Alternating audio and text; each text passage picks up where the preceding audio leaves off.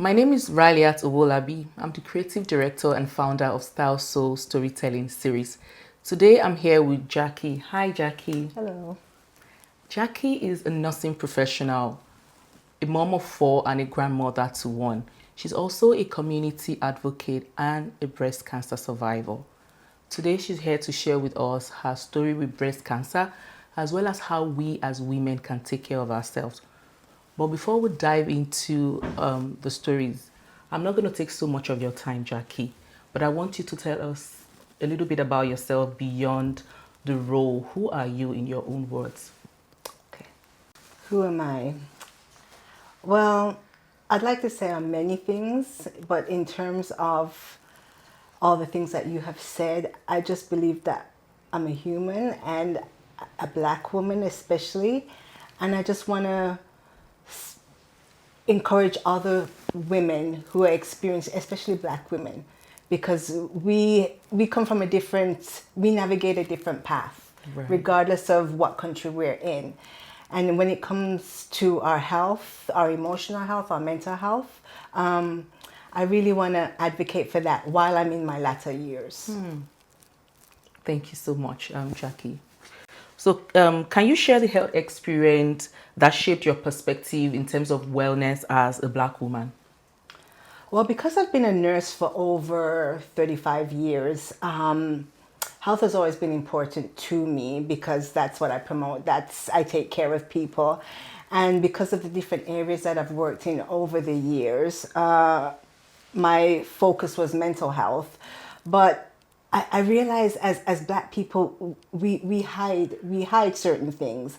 And I think of my mother's generation, and I think of my generation, and how sometimes we experience certain illnesses and we don't share them. It's not until we're on our deathbed or something like that is happening that this is when we are transparent about everything. And sometimes that's too late. And if my voice can help save another black woman, black person, when it comes to health, that's really what I want to get across. Right. Thank you so much for sharing that. Was there a moment in your journey that in navigating the healthcare system where you realized that it's different for us as black women? I think the moment in my journey when I realized it was different, because I work in healthcare, when I was going through my consultation for a reconstruction, I was referred to an Indian doctor, and when I went to him and he said that he could not do anything for me, and I was like so devastated. I was just like, the other doctor that had referred me to him spoke so highly of him. He's a great doctor. He's got over 30 years experience. And when I went to this doctor about my reconstruction and he said that he couldn't help me, and it's just like in my head, I thought, I have to stay like this for the rest of my life. I said, is there anybody that you can refer me to? And he said no. And it was just like that. And I left that office crying. It's like I've completed chemo, I've completed radiation. And now at the end of this journey for my self-esteem, I was going to get this reconstruction and he can't help me. And I'm basically stuck like this. And I had to do my own research. I had to do my own navigating the healthcare system, because some women would just leave his no at that. But I was able to say, no, I know there's other doctors out there. Thank you for sharing. That's really a very important thing to note. I mean, we know that black women have a lower incidence of some certain kind of cancer, but then they have a higher mortality rate. What does that statistics mean to you, Jackie? It means that as black women, I think we have to be transparent. I think we have to open up about our health, especially our mental health, especially when we're feeling stressed. You know, the characterization of the strong black woman, I really think it's an old adage that we use. You know, we're soft. We're capable of being loved just as well as any other woman. But because over the years we've held that, I want to be the strong black woman type of attitude of, you know, and we are the strong career woman.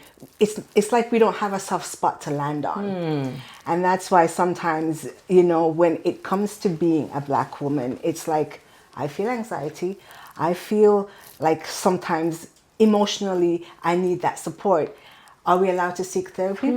I know in my mom's days, it was like it was unheard of. Black people aren't we don't have anxiety. We don't have anything, especially Black women. No, we're supposed to take care of the whole family. So I think, moving forward and trying to, be transparent, that's very important to me, especially within our community. More transparency when it comes to our health, especially our mental health. Absolutely. I totally agree with you, Jackie. So when we think about barriers, we think about whether it's systemic, whether it's cultural, whether it's financial. Have you been faced with some of these barriers in accessing care, especially in Canada? I think the only barrier that I look at is because I was already a healthcare professional and then I knew what questions to ask and what I was not and not going to put up with, or what I knew the system had. I think the barriers that I faced were minimal, but I think somebody who didn't come from a healthcare background, and I spoke to a lot of people, because there's all sorts of different resources and financial help that you can get when you have cancer. Absolutely. There's the healthcare giver support. There was a benefit for my son who took me to my treatments that is called the caregiver's support. And if you have a terminal diagnosis, he got, I think it was like a lump sum of $3,000 to take me to my appointments and stuff like that. So there's so many resources available. And that was only from the lady in the bank. She said, oh, there's this and there's that. And people who knew about, when they saw, because I didn't cover my head, when they saw that you're sick. And then it's like, yeah. And then they explain, oh, you have this and you have that. There's so many resources available, but it's about being transparent. Absolutely. I hear you, Jackie. So when you were navigating the healthcare system, did you feel heard? Did you feel understood? And if not, what was missing in this interaction? Again, my nursing background, I felt heard. It's just like, this is what I want. And I knew how to navigate it from my experience of being a nurse. Right. I think if I wasn't a nurse, it would be totally different. It would be totally different. I would have just left and said, oh, well, that's it. But because we have the internet now that's available and we can check and everything, back 30 years ago, we never had that. We just took whatever the doctor said. But now we have the internet, so we have information like the snap of our fingers, right? Swipe of our fingers. And I really hope people are making use of the internet, because just like you said, resources are sometimes available, but if you don't ask, if you don't seek, if you don't advocate, you wouldn't necessarily know. So we're going to be looking at community as well as family and system support. So growing up, how was health and wellness talked about in your home? And, were there some certain sort of beliefs about illness or healing that you've sort of heard from as a Black woman? Well, I think because my heritage, my background is Jamaican.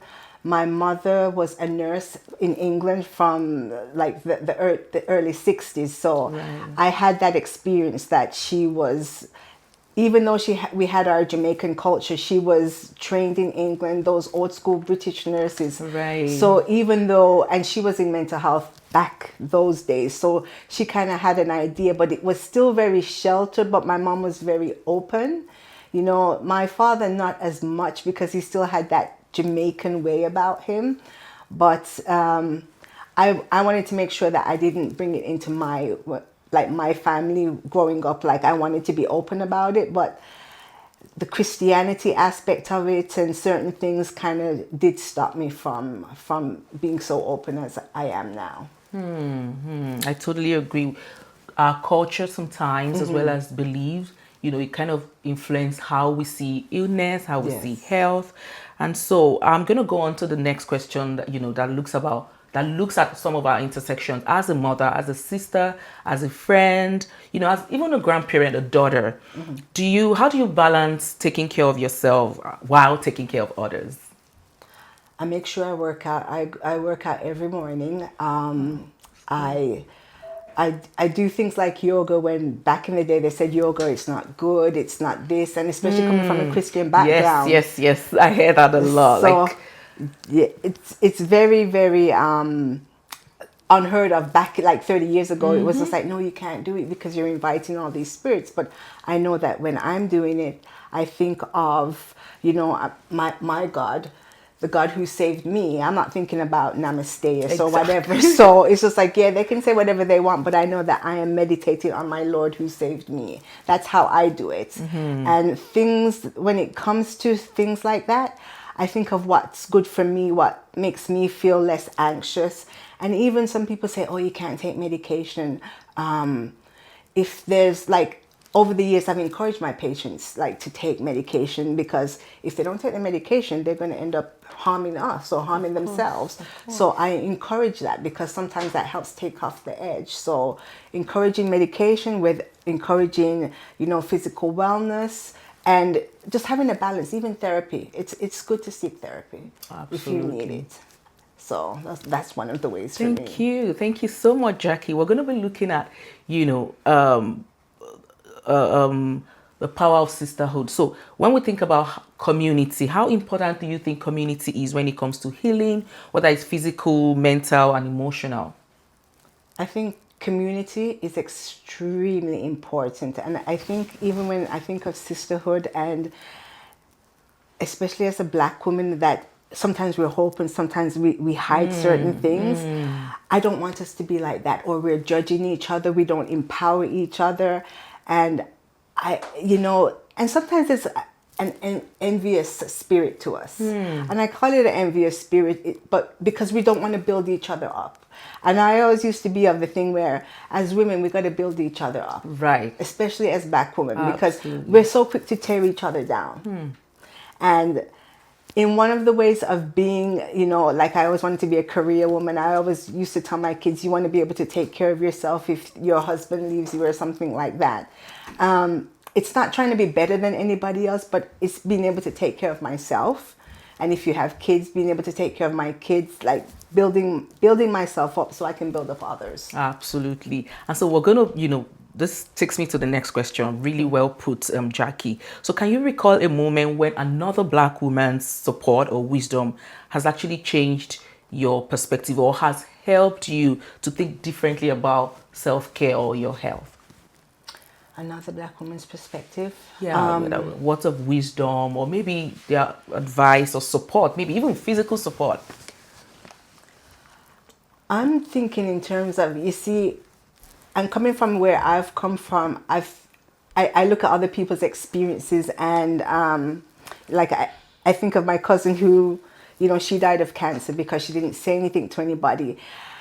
And I'm looking for, as a Black woman, anybody who I looked to, and honestly, I can say that I can't really think of a Black woman that I have looked to at my age. I can see now where I can see like many women like you, and like growing up, that they're supporters for other women who are the same age as them. But in my age group, there's far and few between. Like many of us never came from that generation of supporting each other. We were so busy with our kids and our families. Right. And I guess if you don't have that education, that support to say it's okay to say that I'm not okay, or I need some help, or I'm struggling in this way, I can't really say that there was somebody I really looked up to, but I see women who are younger than me, like you, who are trying to be that for other women. Right. Thank you so much for sharing. And we cannot rule out spirituality in our healing journeys. So we're going to be looking at faith and healing. And so for many of us, we know that faith and spirituality are a big part of our healing and all of our health experiences. Has spirituality played a role in how you navigate your health? I think you did mention like a few minutes ago about how you do meditation.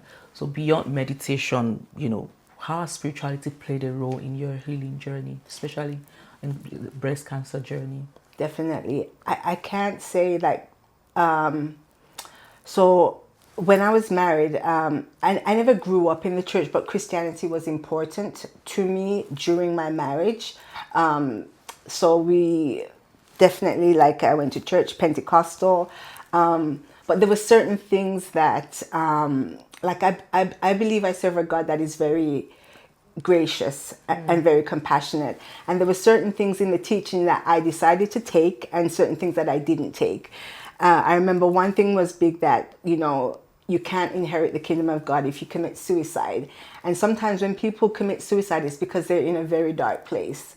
And I can't see a gracious God not allowing somebody who is suffering and has committed suicide, that he does not cannot enter the kingdom of God. So there were certain things within religion that I would take and certain things that I would not Like take. some sort of conflict. Yeah, and certain things. I know that I could not be here without the compassion of God and for His graciousness in my career, in my healing. So it's very important to me that I still focus on, I don't say so much Christianity, but my relationship with God. Absolutely. So talking about spirituality, how do you stay grounded when you feel really overwhelmed? And I think people who are watching us, or listening to us would be able to take a thing or two from what you'll be sharing. I know that, prayer is important to me. I had the pastor pray when I was going through my stuff. Prayer is very important, fasting. And also when I was going through my breast cancer treatment, I did go on medication. I went on an antidepressant because there was times when I was crying like uncontrollably. My mood was so like am I going to make it? Even though my prognosis was good. But when I first got the prognosis, it was like every second I was crying. When I went to my family doctor, he says, do you want to take something for it? It's like, no, I don't want to be on no medication. And I thought, for 30 years, you have encouraged your patients to take meds so they don't get psychotic. Why not take something to help you over this period in your life? So in order for me to, have a better mood and I wasn't crying every day, I took an antidepressant for about 2 years. And then I was able to do my workout and do all that stuff. And that's why I always say, you know what? If he's offering you the medication to help you over that time, you're already putting the chemotherapy in your body. That's killing everything. So what's a little antidepressant going to do? So that was one thing that was important to me. Thank you so much. That was really, heartfelt. I could feel, energy from all of this that you have shared. So we would go back a little bit. So if you were to speak to young Jackie right now, young Jackie's right here in the room with us, and you want to talk to her about health, about wellness, about self-care, what would you say to young Jackie? Jackie's 12, maybe 12? 13. I would say to young Jackie that you made a good decision. I was blessed that I chose the career of a nurse, and that anything that goes wrong, health promotion, doing your mammogram early, doing those things. I know that I was blessed in the career because it made me seek out anything that was wrong. I get it checked right away. Not because of my exposure to people who had cancer, because 30 years ago I didn't know anybody who had cancer, but now it's so prominent. And getting these checks, because my outcomes are so much better because I'm keeping myself healthy and I'm getting my checks done whenever that time frame comes up. And if I feel a symptom in me, that I make sure that I go to the doctor and say, hey, I'm feeling this, can you check this out for me? And I'm so, you just said, because you're a nurse, and then we're like, even if you see young Jackie, that's what you're going to be telling her. That thank you for choosing that career path. So how about for Black women who are not necessarily nurses, who are just Black women existing in their spaces? What is that thing that you would give as an advice to them in terms of their health, self-care, wellness generally? Seek out somebody. And sometimes it doesn't have to be a Black person. Seek out a community of people, whether it be in a church, support, friends, somebody who you can speak to, somebody who you can be transparent with. It's not everybody you have to open up and be, transparent with, but somebody who you can call and say, hey, I'm not feeling good today. I can't explain it. Because it's not always a physical symptom. Sometimes it's just somebody emotionally that I need to talk to. And it may even be a therapist, but seek out somebody who, when you're not feeling 100% and you can't put your finger on it, you can speak to somebody who you can speak to. Absolutely. So if we look at the healthcare system as a whole, the overarching system of healthcare in Canada, if there's one change that we need to push for, what is it? Just one change within the Canadian health system. I think the change is more so at like a provincial, federal level in terms of funding. That way, we're not waiting in emergency rooms. Like our checks for like cancer and stuff like that. That we do it at an earlier age, or if there's an incidence of it in your family, that hey, my mom was diagnosed. I might only be 25, but can I get a mammogram? Stuff like that, because we have an excellent healthcare system, and I say that because I've, worked in Texas for 2 years, and everything you have to pay for. I'm from England, where England is also universal healthcare, Exactly. and we're kind of spoiled when it comes to universal healthcare, but knowing that we have universal healthcare And it works. and it works, Right. it does work, because I've been in the States and realized that, oh my goodness, thank God for Canada. We might pay high taxes here, but when it comes to health, if I was sick, I would want to be in Canada. I mean, this is so enlightening, and I'm so thankful that you are able to share, because you're also an insider. You have like a very kind of different perspective. Yeah. Maybe not, some people might not think, that it's the best. I've been in rooms where people have said, oh, I would rather pay for it, right, than have all the long wait times. And speaking about breast cancer mammograms and diagnosis, they moved the age to, I think, 40. Yes, that's what I've heard. So they yes, did move it, but then there's still a long Way. wait. So it's really where talking about having some of those changes and having wait times at the emergency should be cut short, as well as having early diagnosis, especially for Black women, because we are so at risk of some of these diseases. And so before we wrap up, Style Soul series is about celebrating our beauty, our beauty and our style inside and out. So how has your relationship with beauty, whether it's makeup, fashion, or self-expression, how has it changed over time? Maybe prior to your diagnosis and right now, or even as you have grown, how has that changed?